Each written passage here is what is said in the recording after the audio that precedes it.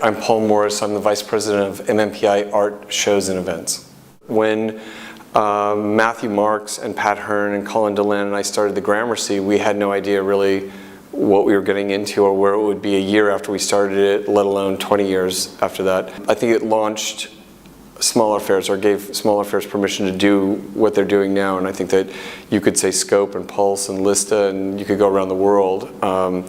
When we first started the Gramercy, we were copied almost virtually in the sense that people did fairs in hotels.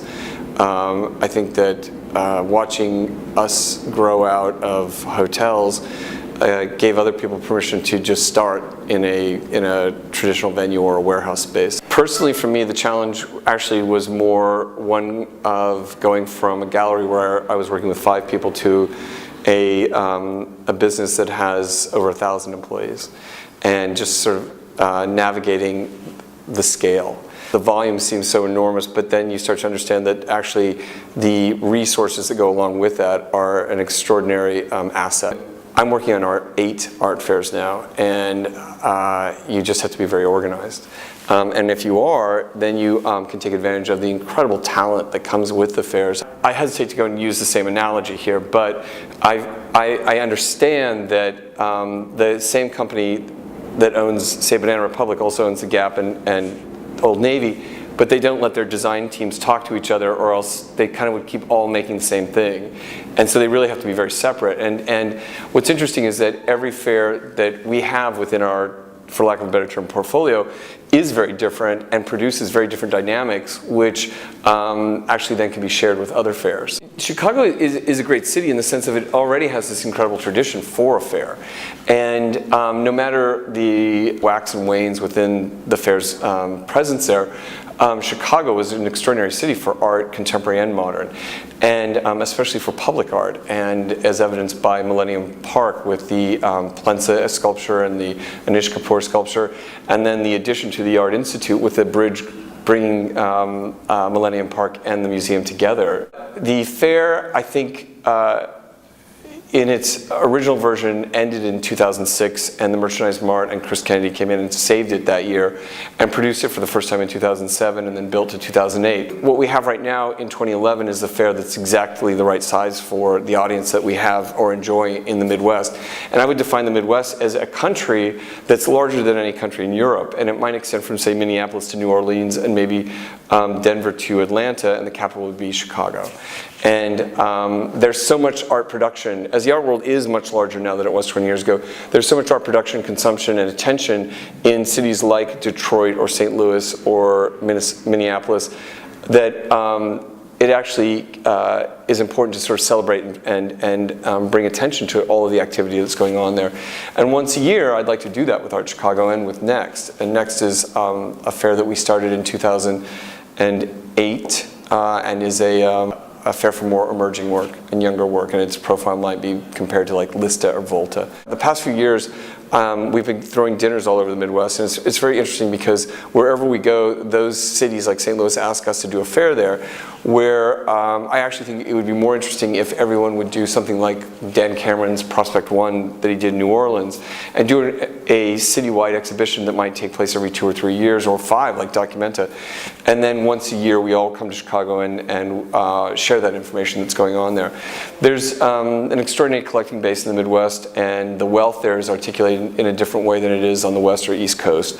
And it's slightly more conservative, but it's definitely generous. In the 80s and up until maybe the early 90s, there were 2 art fairs in the world. There was Chicago, which was the great American art fair, and Basel, which was sort of the great European art fair. And there wasn't any real focus or attention paid to BRIC, Brazil, Russia, India, China. Australia was really kind of off the grid. You know, Asia and South America were especially ignored, so to speak. They really weren't part of the art dialogue. And then with the proliferation of fairs, more and more cities wanted their own fair. And at this point I would say probably every European capital has a fair of some sort. In the cultural maturation process of a city, at one point you get a group of great artists, then dealers, collectors, museums, and eventually an art fair will open up. And I think Los Angeles can hold an art fair, and that's why we're opening one at the end of September this year. The art world is much larger than it was 20 years ago, and there are many more art fairs, and the only way that any of them can succeed is if they're incredibly unique, and they also provide a venue and a platform and an event for dealers to sell work and collectors to buy work, because this is a commercial situation. And I think that when you're looking at all these different cities and fairs, they all have to have their own flavor. You could never create a fair where somebody could say, I don't need to see that because I went to this other fair. And so with Los Angeles, you just have to keep, and with any of these fairs, you have to keep looking at the location, the timing, et cetera, and keep looking for what makes it, what aspects of it are extraordinarily unique, and then emphasize those things. And with Los Angeles, we wanted to have a fair when the weather would be really great in Los Angeles, because that's one of the things people expect and want from a fair in LA. And also we reached out to all the museums and all the dealers and all the artists and collectors, and really searched for things that are particular to Los Angeles and nowhere else. And as we did that, we came across the Getty's initiative to do Pacific Standard Time, and which is a show they've been working on for 10 years to celebrate California art from 1945, or Los Angeles-based work from 1945 to 1980.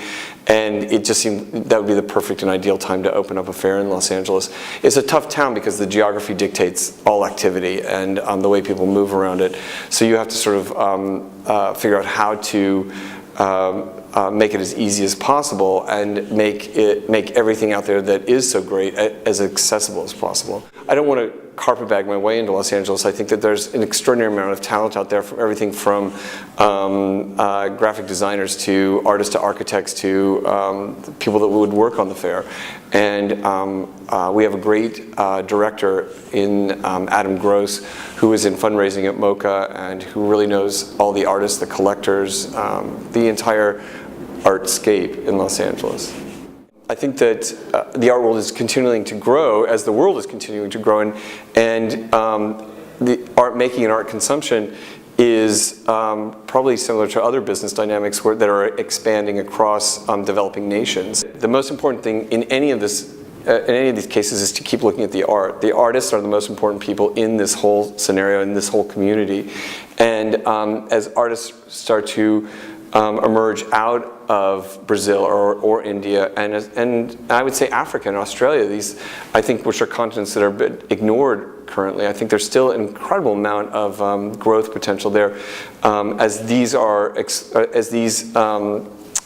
communities start to emerge and get more attention from the international art community. I think we're kind of reinventing ourselves constantly. It's like, I mean, de Kooning said you have to change to stay the same, and the Armory and all of the fairs I work with, we're constantly looking at ways to improve them, and not just in response to say market fluctuations, but in response more to what the artists are doing. And I mean, with the Armory show, we pick an artist every year to rebrand it, and it's fascinating to see the changes in what we're looking at. I mean, I probably now see 30 art fairs a year.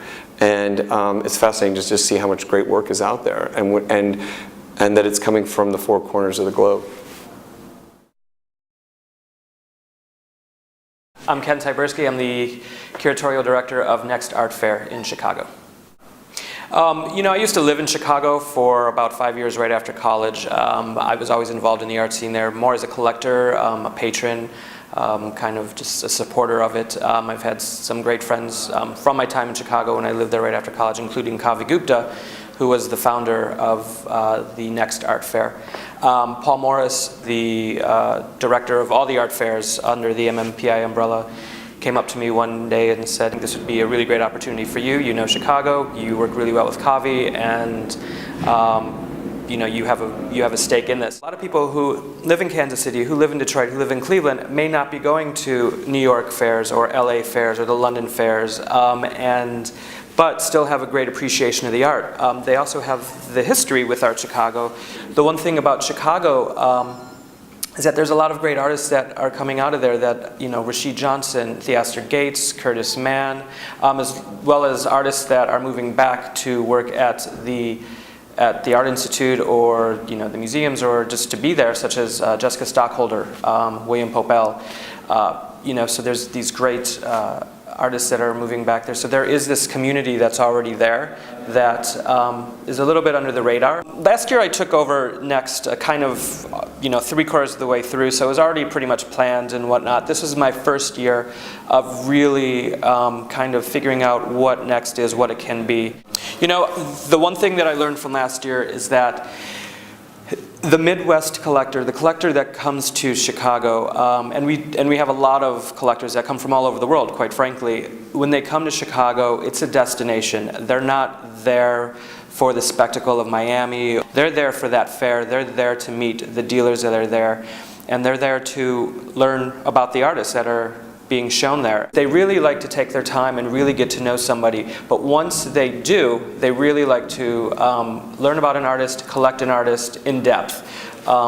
We have collectors that we've known for since the start of the gallery who are still collecting the same artist, who will still call up and say, hey, what's new, send me something new, as well as knowing and respecting our opinion, getting in on their good side. They say, hey, what do you have new? Who's new in the gallery, or who do you respect? The most important aspect I feel about Next is the fact that we have our Converge series of lectures and talk shops and whatnot, where we bring in dozens of curators, collectors, and critics from around the world to come and talk on panels. Education, I think, is one of the main goals of Next, in the fact that people are, not only it's not just an art fair where commerce happens, but there's actually an art fair where ideas and exchange of beliefs are happening right in the center of all this.